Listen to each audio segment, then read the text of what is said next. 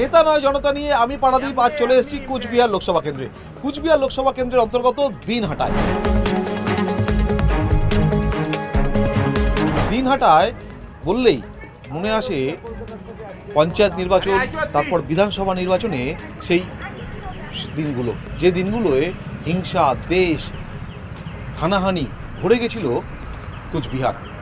আবারও একটা vote, Lok Sabha vote.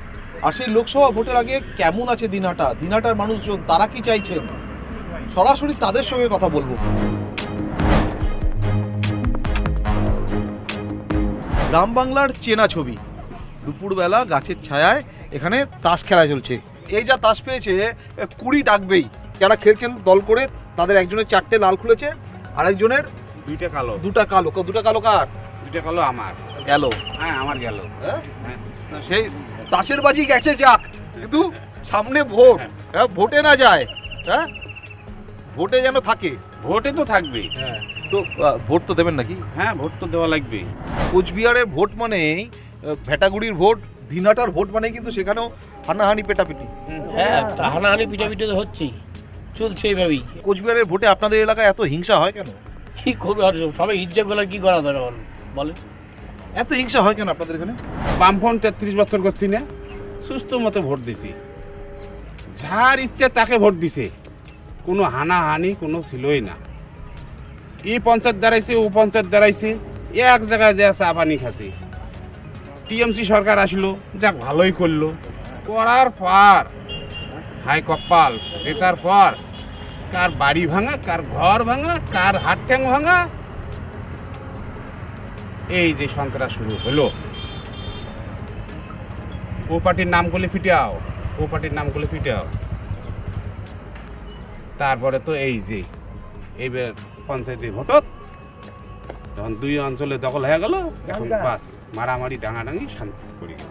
এখন সব হ্যাঁ, এখন চুপচাপ, আসবো কেসালে নাই, কোনো কেসালে নাই। ভোট এলে তখন জিনিসের দাম কমে, আর ভোটে গেলেই আবার তো জিনিসপত্রের দাম বেড়ে যায়। তখন তো ওরা রাজনীতি পাওয়া যায়, তখন তো ওদের খুশি, যখন যা করবে তখন তো এই রেট বাড়াবে। সেটা তো জনসাধারণ তাই গিয়ে খরিদ করতেই হবে। আচ্ছা, এই যে রাম মন্দির হলো, কেমন হলো? মানে ভোটে তার প্রভাব পড়বে? না, কেন ওটা তো প্রভাব পড়ার কোনো কথা না, সেটা বিরোধীরা প্রভাব পড়বে। উত্তরবঙ্গের মানুষ তারা কি চায়, মানে এই ভোটে তারা কি চায়? উত্তরবঙ্গের মানুষ, আপনারা তো উত্তরবঙ্গের মানুষ, প্রত্যন্ত অঞ্চলে। উত্তরবঙ্গের লোক সম্পূর্ণ চাইতেছে যে আমরা শান্তি চাই, ও অশান্তিতে না। আমরা গরিব মানুষ, সাধারণত কাজ করে খাই। আমরা চাবো যাই হোক দিন মজুরি কাজ করবো, রাত্রিবেলা একটু শান্তিতে ঘুমাবো, সবাই মিলে মেলামেশি করে চলবো, আমরা এইটুকুই চাই। ভোটে কি চাও? ভোটে আমরা তো চাই শান্তি, দেশের শান্তি আসুক। কৃষকদের জন্য এত প্রকল্প, এত ভাতা দিছে, আপনি পেয়েছেন? হ্যাঁ, পাশেই আমার আবাস যোজনায় ঘর পাইছেন? না, কোনো ঘর-টর কোনো কিছু দেয়নি। দেয় নাই, আমাদের লিস্টে নামই নেই। বলছেন আপনি পঞ্চায়েতে বলছেন? হ্যাঁ, পঞ্চায়েত আসি চেক করে গেছে, ওই যে ঘর, ওই যে ভাঙাচুরো ঘর দেখা যায়। পঞ্চায়েত কোনো গাইডই করে না। আর এই আপনাদের এলাকায় এত অশান্তি হয় কেন ভোটে? এত ওই যে 2 দলের লড়াই, এক পার্টি জিতলে আরেক পার্টি এসে বাড়ি ভাঙচুর করে, আরেক পার্টি কয় যে ভোট দাও, এটা করি ওটা করি, না হলে ভাঙচুর করে। এই দিদি না মোদি কি হবে? কি এখন হবে? দিদি না মোদি? দিদির গ্যারেন্টি না মোদির গ্যারেন্টি? কেমন? ওইটা তো আমি পারবো না। না, এগুলো হচ্ছে মানুষের। হ্যাঁ, এখন কে কার মনে কি আছে এটা তো বলা মুশকিল না। কোচবিহারের দিনহাটা বিধানসভা, আর দিনহাটা বিধানসভার অন্তর্গত ভেটাগুড়ি 1 আর 2 ব্লকে এই মুহূর্তে আমরা রয়েছি। এবং সেখানকার মানুষ তারা ভোট তো ভোটাধিকার তো প্রয়োগ করবেন, কিন্তু তারা যেটা চান, তাদের যেটা প্রথম চাওয়া, সেটা হচ্ছে শান্তি। কারণ নির্বাচনে এখানে হিংসা, দেশ, হানাহানি এগুলো একদম চেনা ছবি হয়ে গেছে।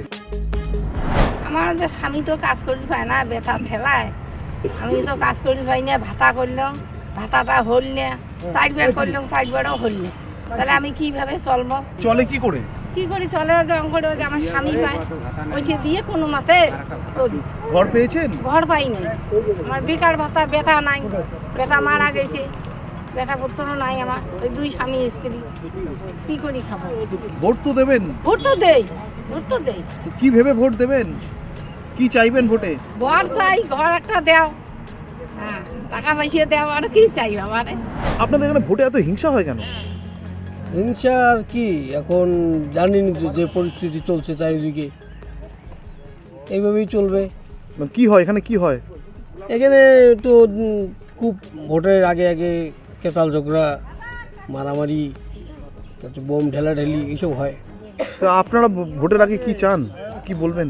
আমি তো শান্ত চাই, মানে শান্তি চাই, শান্তভাবে ভোট হোক, এটাই চাই। দিদির গ্যারেন্টি না মোদির গ্যারেন্টি, ভরসা রাখবে কোথায়? এখন তো বেশিরভাগই দেখা যাচ্ছে মানুষ ভোট তো মোদির দিকেই যাচ্ছে। আচ্ছা, এই যে রাম মন্দির হলো, ভোটে প্রভাব পড়বে? কেন পড়বে না? ওই এত সুন্দর কাজ করছে আমাদের রাম মন্দির, অনেক দিন পরে আমরা পাইলাম।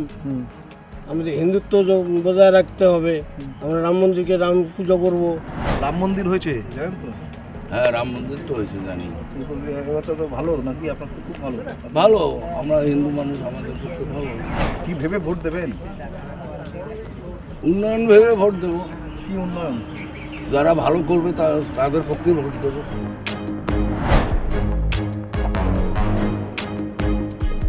কত হয়েছেন? 17 আমাকে 17। আপনার পাস? পাস 29-এ পাস, কিন্তু সামনে নির্বাচনে কিন্তু নিজের ভোটাধিকার প্রয়োগ করতে হবে। সেখানে কিন্তু পাস পাস পাস বলে হাত তুলে দিলে হবে না।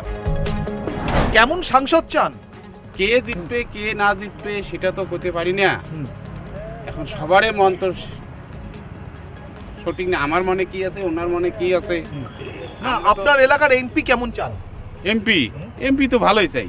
কিরকম এমপি চান? হ্যাঁ, কিরকম এমপি চান? এইরকম সুবিধা জনে পাই, জনে মারামারি ডাঙাডাঙি এগুলো না হয়, এইরকম চাই। কেমন এমপি চান? ভালো চাই। ভালো বলতে কিরকম, মানে ভালো ভালো মানে আমার একবারে ভালো চাই, যেহেতু এই গ্রামে বা এই এরিয়ার মধ্যে কোনো অশান্তি না হয়, এর জন্য সম্পূর্ণ কাজ এমপিরে করবে। ভেটাগুড়ির মানুষ, দিনহাটার মানুষ, সামনে লোকসভা নির্বাচন, একটাই আরতি, তাস খেলছেন, 29 খেলছেন, 29 খেলতে থাকবেন, কিন্তু এলাকায় যাতে শান্তি থাকে এবং ভোটের দিন, নির্বাচনের দিন যাতে অবাধ নির্বাচন হয়, শান্তিপূর্ণ নির্বাচন হয়, হানাহানি, দেশ, হিংসা এসব থেকে মুক্তি চায় দিনহাটা, মুক্তি চায় ভেটাগুড়ি।